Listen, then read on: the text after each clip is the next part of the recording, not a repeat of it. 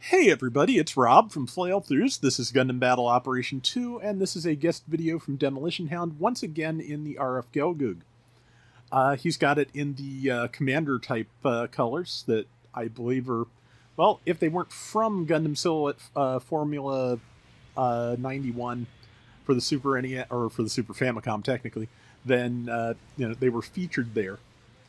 But yeah, it's a good machine. It just is really, yeah. When you get isolated at the beginning of an Arctic base round, it doesn't really matter how good a machine is. But that Dom and demo just keep kind of clashing from what I've seen, because I've had to take a couple of cracks at this one. Just brain is not there. But yeah, this has a beam rifle, a beam bazooka, a grenade launcher. It has the beam naginata with both blade modes that the Gelgoog traditionally has. On top of which, it is a support with melee priority 2 and resist move. So yeah, it's got quite a bit going for it. I've mentioned this many times, but since it's been, I think, a good few years since I did, the reason that the Gelgoog, and man, look how fast it can chain downswings for support. That's pretty amazing. Yeah, the reason that the Gelgoog has two different styles of blade for its beam naginata is because when they made Encounters in Space, the third Gundam compilation movie, they reused a few of the shots from the fight between the Gundam and the GAN in Texas Colony. The GAN was not in the movie at all, but they reused the close-ups where the Gundam is dodging Makuve's stabs at its head. And they reused those close-ups as part of a newly animated fight with Char in Texas Colony. So yeah, that's why the Gelgoog has both straight and curved blades for its beam naginata, because, yeah, footage reuse.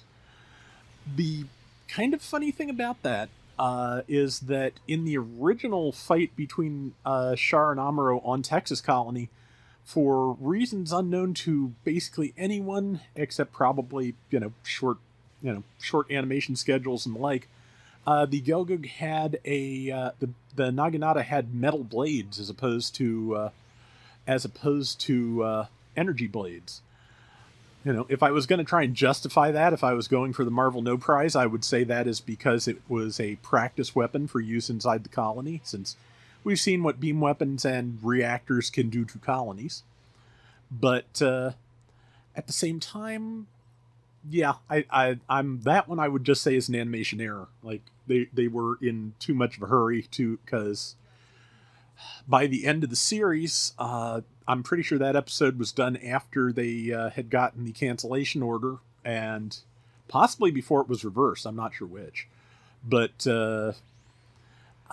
yeah, so they were shorthanded because since the show was being canceled and the Ultraman was doing very well, apparently, they moved most of the first Gundam staff back over to the Ultraman to help supplement that group. I don't feel like that should have been a clash. That was kind of weird for a clash.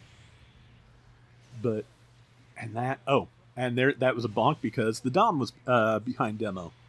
Yeah, now there's never a good way out of these spaces when when there's an enemy on either side.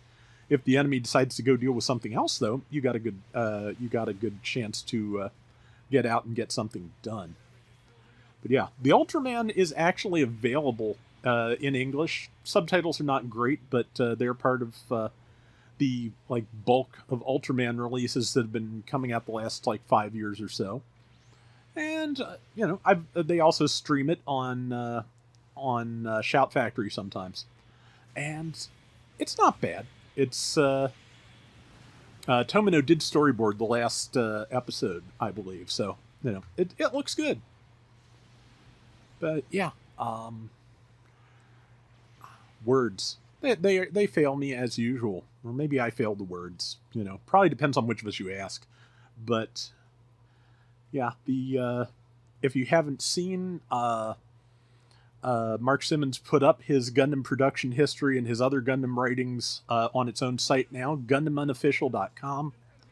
And yeah, he has translated a lot of production information about the Gundam TV series and its sequels.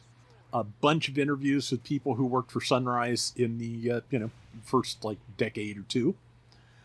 So yeah, a lot of interesting reading if you are as interested in the history of these things as I am. So, and there also the translation of the extended Tomino memo of basically his rough layouts, his rough plans for the 52 episode version of First Gundam that was of course canceled, is also up there. And I get the sense some of it may be relevant to G-Quux as we go on. No spoilers, but just saying. Let's see, so yeah, Demo and his team have done really well here while I was blathering about other things. 13,385 to 8,700, and yeah, they are currently attacking the base. So yeah, they're doing pretty well. And it is now the 2-minute mark, so the score for destroying the enemy's base goes up. The enemy team is spawning in together, which is, yeah, something you should definitely do when you are behind on points. Luckily, Demo's team is a little bit roughed up from the previous wave, but not terribly so. Okay, yeah, just got in there at the very end of that DJ's downswing and managed to get it. And yeah, of course, the neutral on the Gelgoog upswing goes from lower left to upper right. So yeah, the first swing missed, but the side swing with the other saber blade did graze the toe. So and that's all you need. Is as long as you make contact, you're in a good spot. I really do like that two swing downswing. It is good. But yeah, about a minute to go. So far, so good. The lead is being maintained, if not expanded. And yeah, it's been a good round. Like I said, I want to get this thing. I'm sure it will drop eventually. Everything drops eventually, or or goes to tickets. Though that, of course, will be a while since it is only a few weeks old at this point.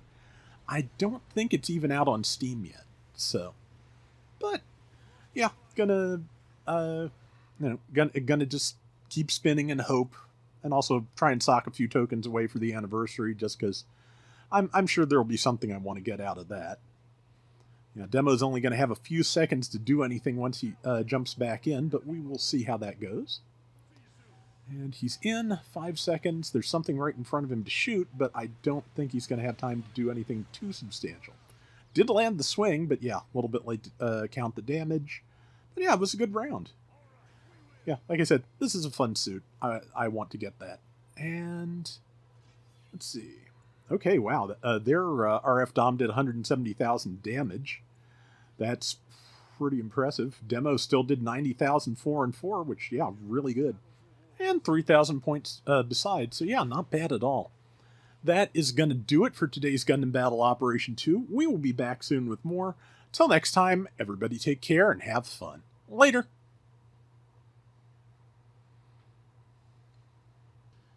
So something truly horrible happened to me Wednesday night while I was waiting for the GBO2 update. For ages now, I had been avoiding trying Balatro because I knew, just from descriptions and from what I'd seen of other people playing it, if I started playing that, I would probably never escape. And it's up for free now on PlayStation Plus for this month. So I was unfortunately correct. That game is going to eat all my time if I let it. That has absolutely nothing to do with why I'm running a guest video today. I swear. I promise.